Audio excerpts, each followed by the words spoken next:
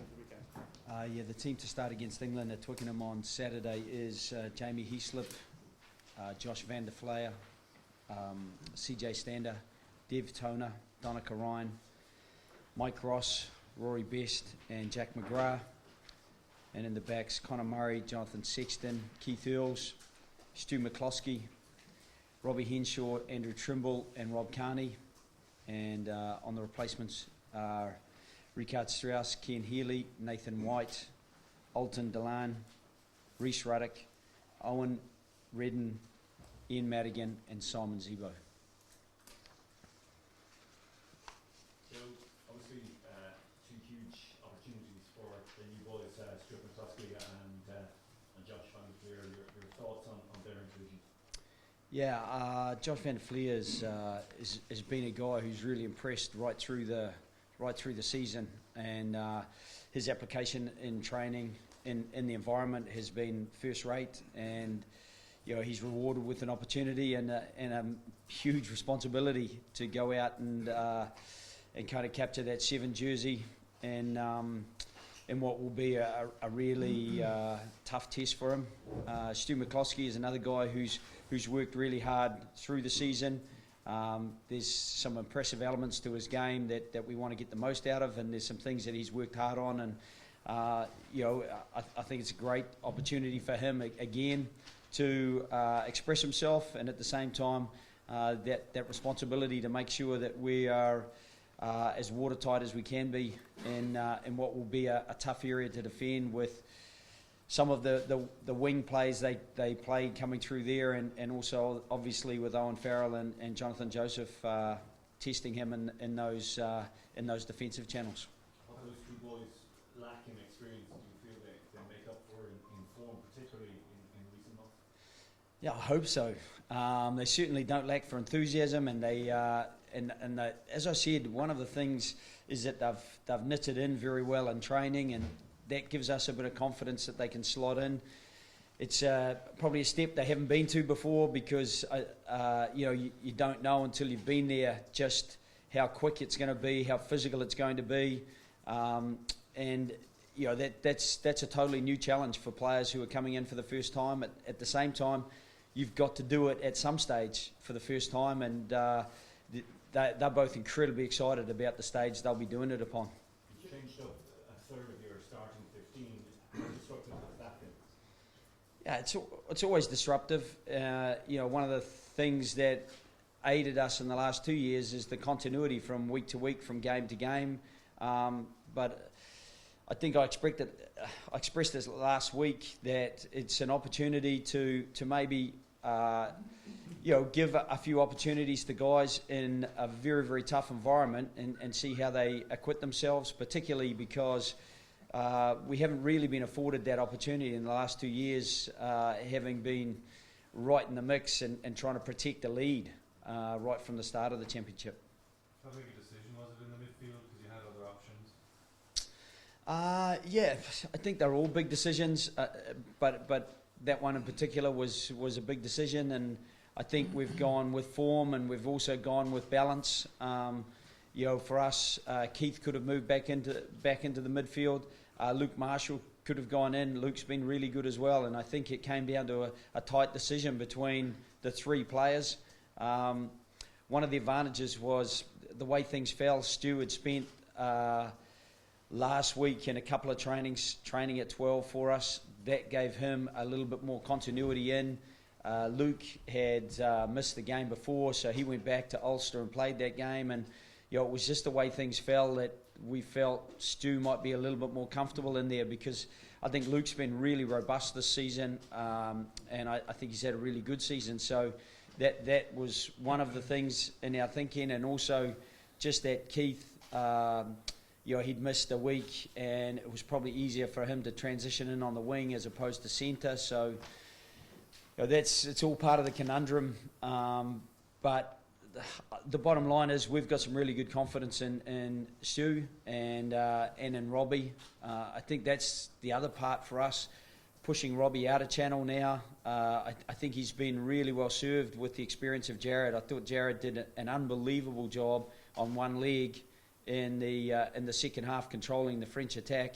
And I think Robbie's had a really good window of opportunity to learn from him over the last sort of 14 months, and to learn from the previous Six Nations where he spent the whole time with us learning the 13 role. For him to step up now is an exciting opportunity for him as well. Joe, on that midfield, as a coach you always want to be challenged, but you knew exactly what you're getting with Jared and Robbie together. How much do you measure the excitement with the apprehension by what this partnership can bring for you? Yeah, I think they're equal measure. I'm always kind of nervous and apprehensive, even when we make no changes from week to week.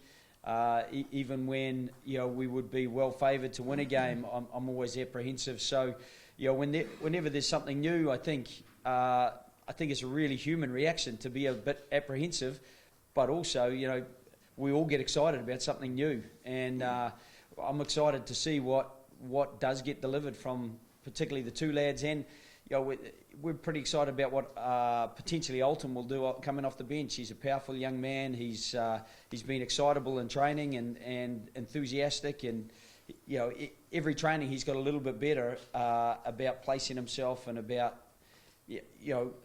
probably contributing as best he can. Andrew, you know Stuart as well. Is this a guy who can handle the pressure of making his test debut for them? Yeah, certainly is. That's probably an understatement. I think he steps up to whatever is in front of him. I've been there all season with Ulster, and I've had the opportunity to watch him firsthand. Just step up to every challenge that he's been faced with, and I think it's been really, really impressive. Young fella, but a lot of confidence, the right amount of confidence, but I think he takes his job very seriously as well. And Joe was just talking about Lukey as well. I think the combination of with Ulster, Jackie, Lukey and Stu, the three of them have just worked so well together, and it could very easily have been either the other two of them or getting an opportunity at the weekend, and that combination has been so good for us going forward. The communication, just the realisation of what's in front of them, playing with width, trying to play with pace, the talk as well, and Stu's been right at the centre of that, so I think I'm really looking forward to seeing him on the pitch on Saturday. And Joe, with Robbie moving to 13, how's that going to change for him? What will we see in his game now playing in that position? I think 13 is probably the toughest channel to defend in. You're often slightly unattached to your outside until he can come into the picture, because he's sometimes tapered, particularly forward in the field, and you've got to be able to sense what the right option is and maybe close it, or maybe just push off it and stay alive. Those are the decisions that are probably toughest. I think carrying the ball and distributing the ball, Robbie's a class operator doing both those things. And I think he'll be really good defensively. It's just a little bit tougher than in the 12 channel, where he's been between Johnny and Jared.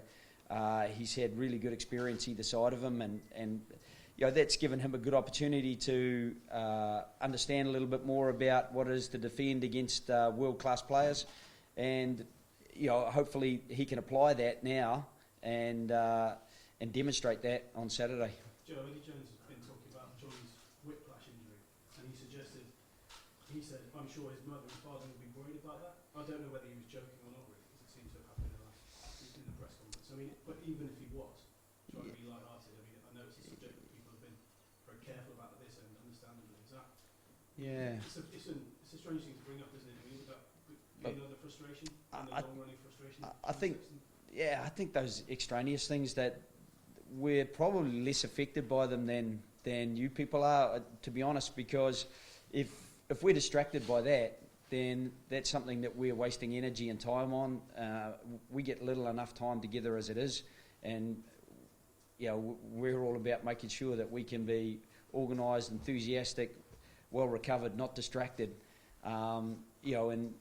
People are within their rights to make whatever observation they like from outside the environment, but we know how things are inside the environment.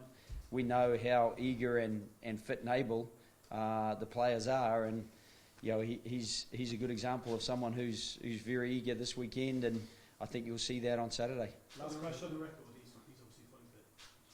Absolutely. What have we learned about England in 2 games under Eddie Jones? Look, they're playing a little bit differently than they did in the last kind of couple of years that I've been involved anyway. And I think they've certainly got a freedom to play.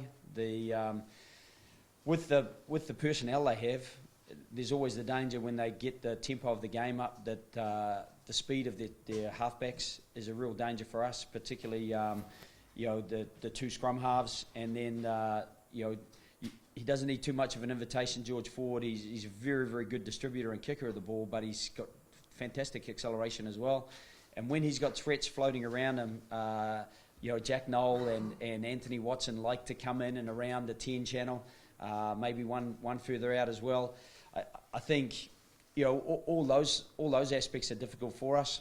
They tend to get Billy Vunipola on the ball a lot, and it's very hard to stop his forward momentum. He's a dynamic man, a very big, strong man, and I think across the board that they present a number of challenges for us.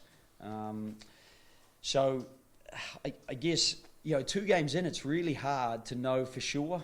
If you see one thing and you don't see it again, was that accidental? Or was that planned? I guess we've just got to be prepared for whatever they throw at us and try to be really accurate in what we do back. Okay, guys, we've got to shut that down.